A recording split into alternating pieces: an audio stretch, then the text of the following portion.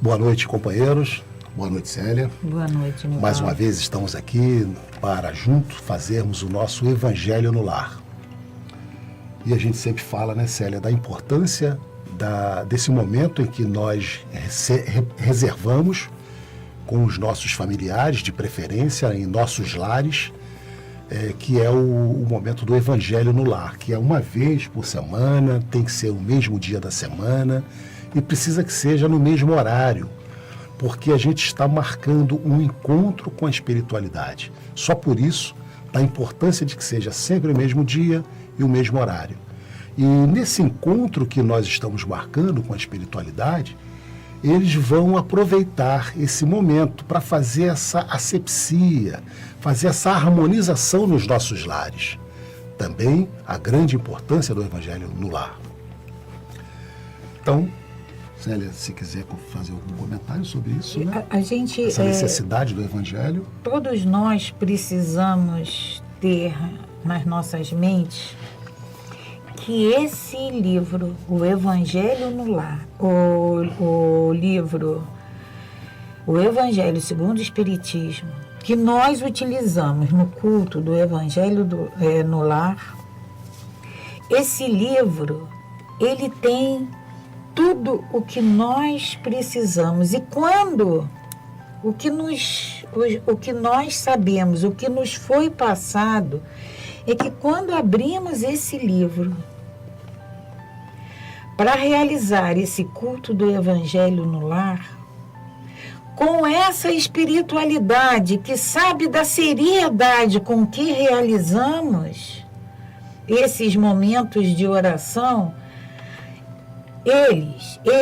os nossos amigos espirituais nos dizem que é um raio imensurável de luz que se faz ao redor da nossa residência. Ou seja, não é só na nossa residência.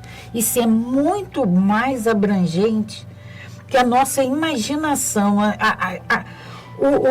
o que nós dispomos de medida não dá. Se nós não tivermos, né, Célia, o Evangelho, o ideal é que a gente tenha o Evangelho segundo o Espiritismo. Mas se por acaso nós não tivermos o Evangelho, mas temos o Novo Testamento, o Antigo Testamento, temos algum livro da doutrina espírita que a gente leia uma mensagem, uma passagem, mas se não tiver livro nenhum, mesmo assim, faça o Evangelho no lar, reze um Pai Nosso, uma Ave Maria, faça um comentário sobre o que foi lido, ou que foi alguma questão familiar, buscando uma harmonização, reza-se de novo um Pai Nosso, uma Ave Maria e faz-se o encerramento. O importante é a intenção com que a gente faz isso. Esse encontro do Evangelho no lar. Então, para que a gente dê início a nosso Evangelho no lar, nós vamos ler uma página de harmonização. E essa página está no livro Fonte Viva, que é um livro psicografado por Francisco Cândido Xavier, pelo Espírito Emmanuel, né? E a lição número 7 foi a escolhida, e fala o título é Pelos Frutos. E diz assim: por seus frutos o reconhecereis. Isso está no Evangelho de Mateus. Foi Jesus que falou, né? Está no Evangelho de Mateus, no capítulo 7, versículo 16. Por seus frutos os reconhecereis. Emmanuel diz assim: nem pelo tamanho, nem pela configuração, nem pelas ramagens, nem pela imponência da copa, nem pelos rebentos verdes, nem pelas pontas ressequidas, nem pelo aspecto brilhante, nem pela apresentação desagradável, nem pela antiguidade do tronco, nem pela fragilidade das folhas, nem pela casca rústica ou delicada, nem pelas flores perfumadas ou inodoras, nem pelo aroma atraente, nem pelas emanações repulsivas. A árvore alguma será conhecida ou amada pelas aparências exteriores, mas sim pelos frutos, pela utilidade, pela produção. Assim também nosso espírito em plena jornada. Ninguém que se consagre realmente à verdade dará testemunho de nós pelo que parecemos, pela superficialidade de nossa vida, pelo epiderme de nossas atitudes ou expressões individuais percebidas ou apreciadas de passagem, mas sim pela substância de nossa colaboração no progresso comum, pela importância de nosso concurso no bem geral. Pelos frutos os conhecereis, disse o Mestre. Célia, é uma passagem, né, que Emmanuel faz, tirando dessa fala de Jesus, né, por seus frutos os reconhecereis. E ele faz essa analogia da árvore com a gente, com nós, conosco. Não importa aquela árvore frondosa, com folhas brilhantes, com caules fortes, se ela não tiver frutos. É importante que, assim como nós, que a gente não tenha só palavras, mas que a gente haja, que a gente proceda, que a gente trabalhe na codificação do bem. Essa analogia dessa árvore frondosa com nós, conosco, né, que Jesus nos traz, e Emmanuel ajuda a que a gente possa entender que não vai ser pelo nosso tamanho, pela nossa configuração, pelos nossos rebentos verdes, mas sim pela importância que nós dermos no nosso concurso, nas nossas vidas. E Emmanuel ainda diz um finalzinho, Sim. aqui que Emmanuel nos diz, porque Jesus disse, pelos frutos os conhecereis. Foi Jesus quem disse isso. E aí Emmanuel completa, pelas nossas ações seremos conhecidos. Porque não adianta eu ter... Aqui no Evangelho, os túmulos caiados... Túmulo caiado, que representa exatamente aquela superficialidade, aqueles gestos exteriores. A gente aparenta uma coisa e a gente vive dessa aparência. Mas o mais importante, porque essa aparência, ela vai desaparecer mais cedo ou mais tarde. Mas esse interior, ele vai permanecer conosco sempre. E é isso que Emmanuel vem chamando a nossa atenção. Ninguém que conhece, como Emmanuel diz aqui, ninguém que se consagre realmente à verdade. A verdade do nosso Pai. Ninguém vai falar sobre a nossa aparência, sobre como eu me comportava, como eu falava. Não vão. Ninguém vai fazer isso. No mundo espiritual, não vão se preocupar com como era a nossa conta bancária, qual o número da nossa identidade, CPF, mas sim o que nós fizemos de bom, como Emmanuel diz, pelas nossas ações seremos conhecidos. O que nós fizemos na Terra? Não é o que nós temos, é o que nós somos. É isso que vai contar. Resumindo, é exatamente isso que vai contar para nós. Esses são os frutos. Os frutos que nós vamos levar. Porque o que nós temos, isso que nós temos, que nós dizemos que são nossos, não são. Nós estamos nos enganando a nós mesmos. Isso são bens, são coisas que o nosso Pai dispõe para que usemos. Então, o que temos vai ficar. O que somos, vamos levar. De bom, de mal. Aí. Então, Célia, vamos fazer a nossa prece. Agradecemos a Deus sempre, a Jesus, a Maria Santíssima, aos nossos guias e mentores espirituais, aos guias e mentores dessa casa, o MAP, Francisco de Assis, Fabiano de Cristo.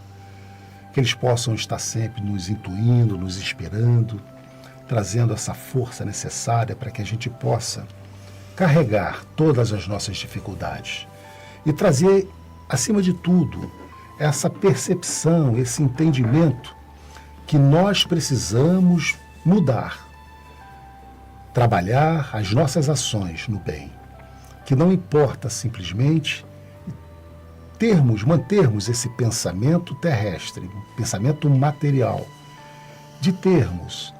precisamos entender que um dia chegará em que precisamos prestar conta do que realmente fizemos e estamos fazendo.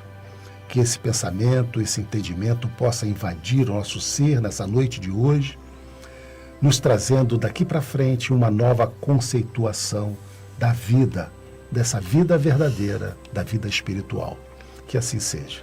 Graças a Deus. Graças a Deus.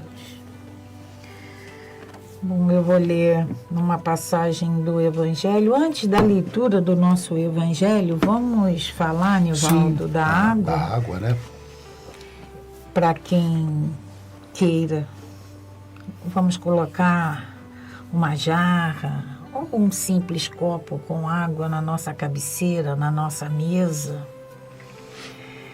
E essa água, com certeza, nosso Pai vai permitir que ela seja magnetizada, que ela seja trabalhada por essa espiritualidade de luz. E vamos encontrar nessa água toda a medicação que nós necessitamos. Tenhamos essa certeza que essa medicação, se for do nosso merecimento, chegará até nós. Vamos ler uma passagem do Evangelho segundo o Espiritismo, do capítulo 19, A Fé Transporta Montanhas. A parábola da figueira que secou. Vamos ler o item 8 e o item 9. O item 8 diz assim: quando saíam de Betânia, ele teve fome. E vendo ao longe uma figueira, para ela encaminhou-se a ver se achava alguma coisa. Tendo-se, porém, aproximado, só achou folhas, visto não ser o tempo de figos. Então Jesus disse à figueira: que ninguém coma de ti fruto algum. A que seus discípulos ouviram. No dia seguinte, ao passarem pela figueira, viram que secara até a raiz. Pedro, lembrando-se do que dissera Jesus, disse: Mestre, olha como secou a figueira que tu amaldiçoaste. Jesus, tomando a palavra, lhes disse: tende fé em Deus.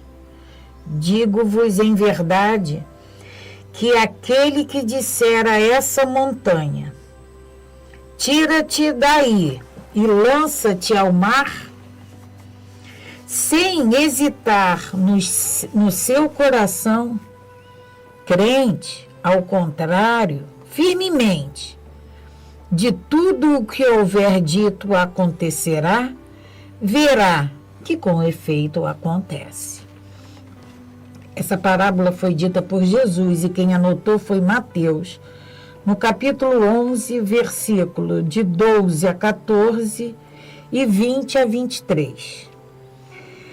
E no item 9, Kardec nos explica: a figueira que secou é o símbolo dos que apenas aparentam propensão ao bem, mas que, em realidade, nada de bom produzem.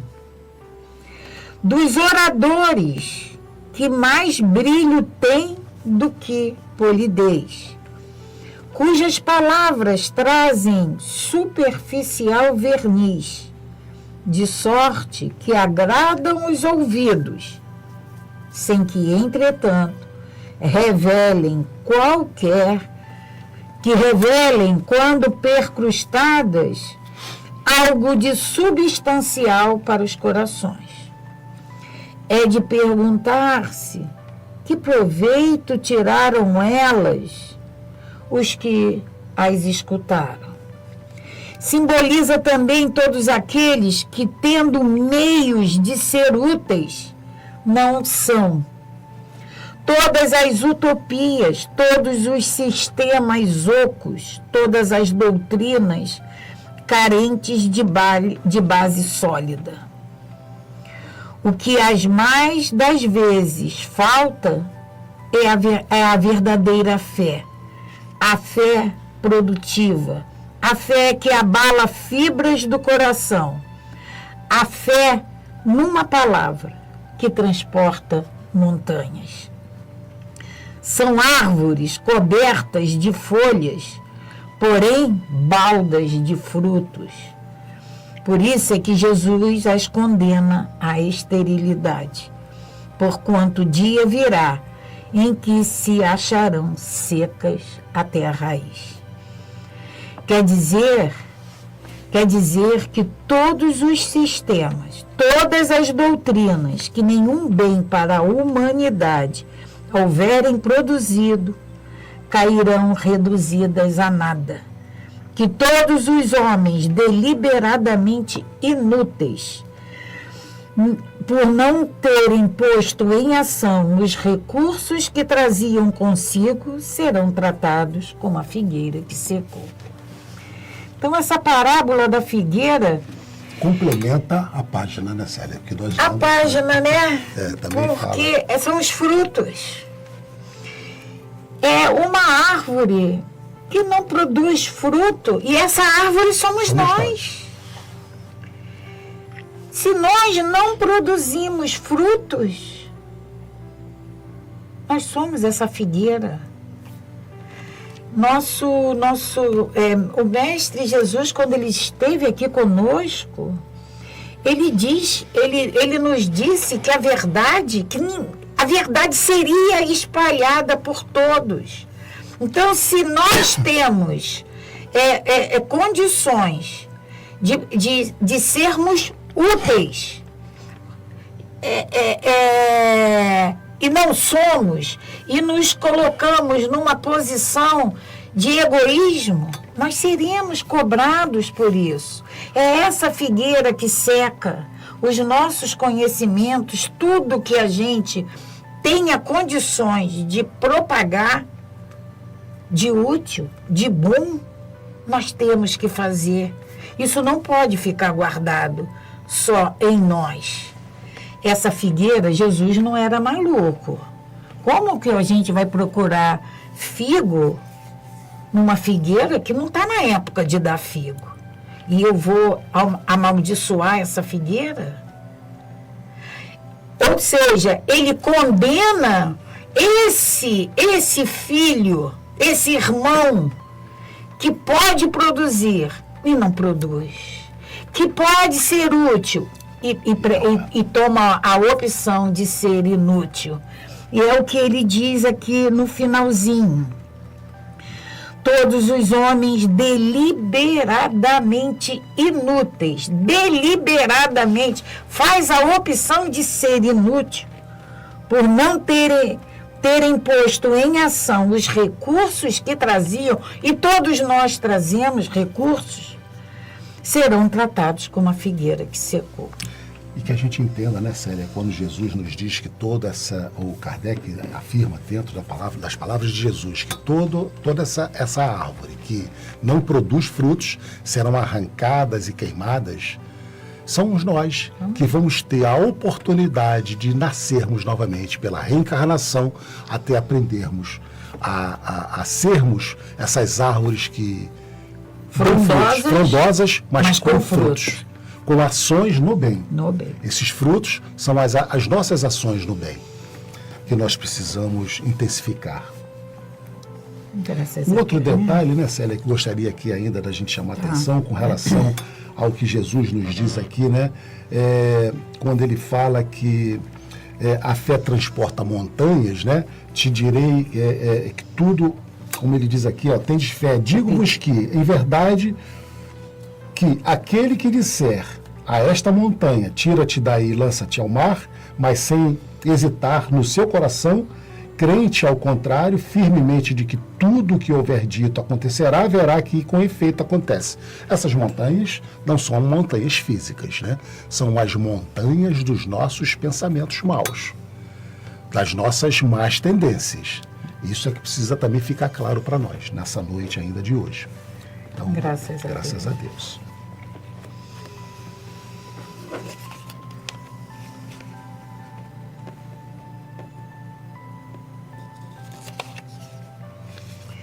Então, para encerrando o nosso estudo de hoje, vamos agradecer sempre. Sempre, Pai, precisamos agradecer. Sempre, Pai, precisamos te pedir a tua luz, a tua mão, a tua misericórdia. Porque somos tão infantis, tão recalcitrantes nos teus ensinamentos. Acreditamos, Pai, temos fé, mas titubeamos, mas sabemos que temos. Erramos, mas muitas das vezes, Pai, já refletimos sobre esses erros.